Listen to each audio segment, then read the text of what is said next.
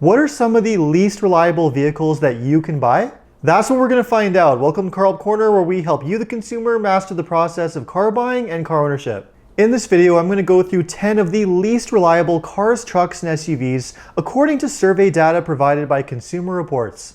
Now, ordinarily, I don't like to solely rely on organizations like Consumer Reports for reliability data on cars. In this case, however, the data from CR does seem to align with the data that I've gathered from other organizations. It also closely aligns with the anecdotal information that I've gathered from car owners and mechanics who have worked on these cars on a regular basis. So if you're interested to know what are some of the least reliable cars, trucks, and SUVs that are most likely to give you expensive repair issues over time, then make sure to stick around until the end of this video.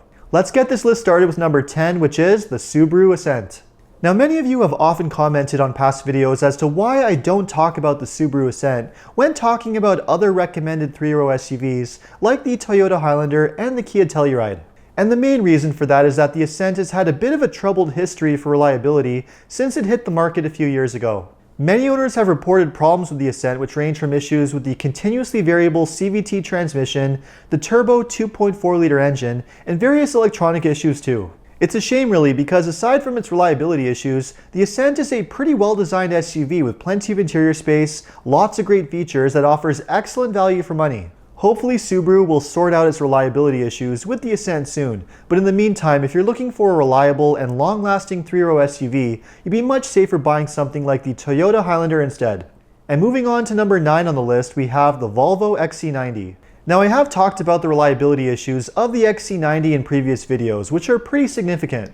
Even though Volvos were extremely well known for their strong reliability back in the 1970s up until the early 1990s, that's definitely not the case anymore. Owners have reported all kinds of problems with the XC90, from drivetrain issues to issues with the touchscreen infotainment system and other electronic issues too. And like many other European brands, Volvos can be extremely expensive to repair out of warranty, making this a very costly SUV to own long term. So if you're looking for a luxurious, mid-sized SUV to hold on to long term, you'd be much safer buying something else instead, like the Acura MDX or the Lexus RX. And moving on to number 8 on the list, we have the Chrysler Pacifica. Now, it probably won't be a surprise to many to see the Pacifica make this list. Chrysler has long been known for having all kinds of reliability issues over the years and just being a total headache to own. And the Pacifica is a great example of that. Many owners have reported problems with the 9-speed automatic transmission, various electronic problems, and many issues with the plug-in hybrid version too. The Pacifica has also been subject to various safety recalls over the years, which are important to be aware of too. And because the Pacifica is known for so many reliability issues, it doesn't have very strong resale value either. So if you're in the market for a minivan, you'd be much safer buying something that has a much better reputation for long-term reliability, like the Honda Odyssey, or better yet, the Toyota Sienna instead. And moving on to number 7 on the list, we have the Volkswagen Tiguan.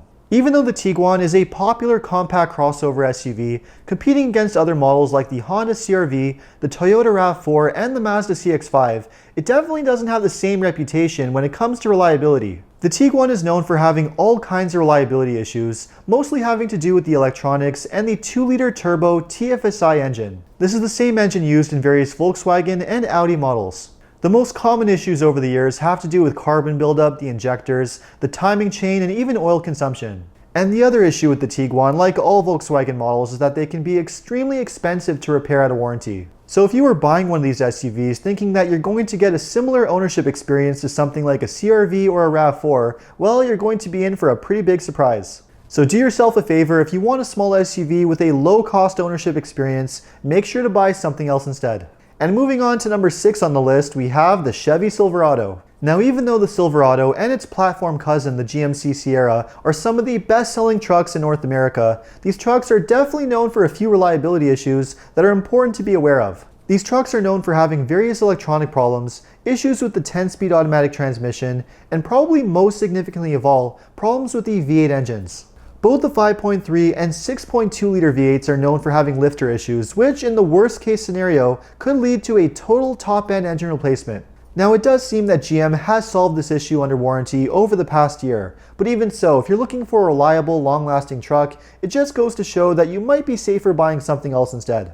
Just don't go looking at GM's smaller trucks like the Chevy Colorado or the GMC Canyon, both of which came on Consumer Reports' least reliable list too. So if you want a reliable, long-lasting truck, you'd be much safer buying something like the Honda Ridgeline, the Toyota Tacoma, or the Toyota Tundra instead. Let's move on to number 5 on the list, which is going to be the Jeep Wrangler. Again, this one is probably not going to be a surprise to many because the Wrangler, like many Jeep models, has had a troubled history for reliability. Wranglers have had all kinds of reported reliability issues over the years, including issues with the drivetrains, the 4x4 systems, suspension, and electronics. And don't go away thinking that any of these issues are going to be cheap to fix. Wranglers, like all Jeep models, can get extremely expensive to repair over time. Really, the only saving grace with the Wrangler is the fact that it does have very strong resale value, which means that if you've had enough of all of the repair headaches, at least you'll be able to sell it and get most of your money back. It's odd because you'd think that something that's built for heavy-duty off-road use would be a lot more durable than it really is. The reality is though that if you're looking for a durable and long-lasting off-road SUV, you'd be much safer buying something like the Toyota 4Runner instead. And moving on to number 4 on the list, we have the Volkswagen Atlas. The Atlas is another one of those large 3-row crossover SUVs that I really don't talk a lot about in my videos. And the main reason for that has a lot to do with the Atlas's poor reputation for reliability. Like I mentioned with the Tiguan, Volkswagens are just known for having poor long-term reliability in North America, especially as they age beyond the warranty period. Usually they're okay for the first few years, but as they get much older, they tend to develop all kinds of expensive repair issues, mostly having to do with the engines and electronics.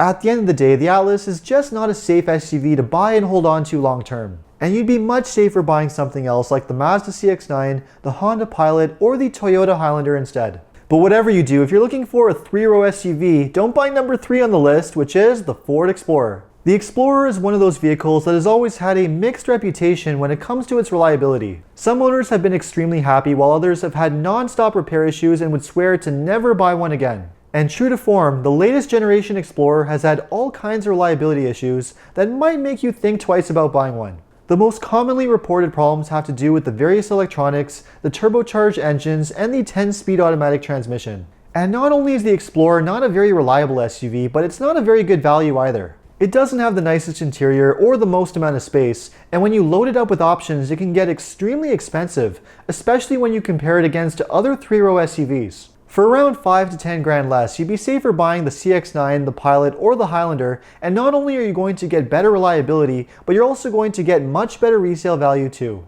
Now, gas-powered vehicles are not the only ones that can be unreliable. According to Consumer Reports, electric vehicles can be unreliable too, and number 2 is proof of that, which are the Tesla Model Y and the Model X. Now again, this one might not be a surprise to many because ever since hitting the market around a decade ago, Tesla has long been struggling with its manufacturing and quality control issues. Both the Model Y and the Model X are great examples of this. Both of these SUVs have all kinds of reported issues, from the body panels to the paint finish to the electronics and the touchscreen infotainment systems. Now thankfully, they do tend to be pretty reliable when it comes to the electric motors and the battery packs, which are 2 of the most expensive components. And despite the reported issues to Consumer Reports, most Tesla owners seem to be pretty happy with their purchase, with extremely high owner satisfaction. That being said, if you want a trouble-free ownership experience, you're probably going to be much safer buying a different electric vehicle instead. And finally, that brings us to number 1 on the list, which is going to be the Mercedes GLE. According to Consumer Reports, the GLE is the least reliable vehicle that you can buy in 2022. On the CR rating scale, the GLE got a measly score of only 5 out of 100, which is pretty abysmal. The CR study looks at various trouble areas, from nuances such as squeaky brakes and broken interior trim to major issues including transmission problems, engine problems, and various electronics. And in pretty much all of these areas, the GLE scored absolute rock bottom.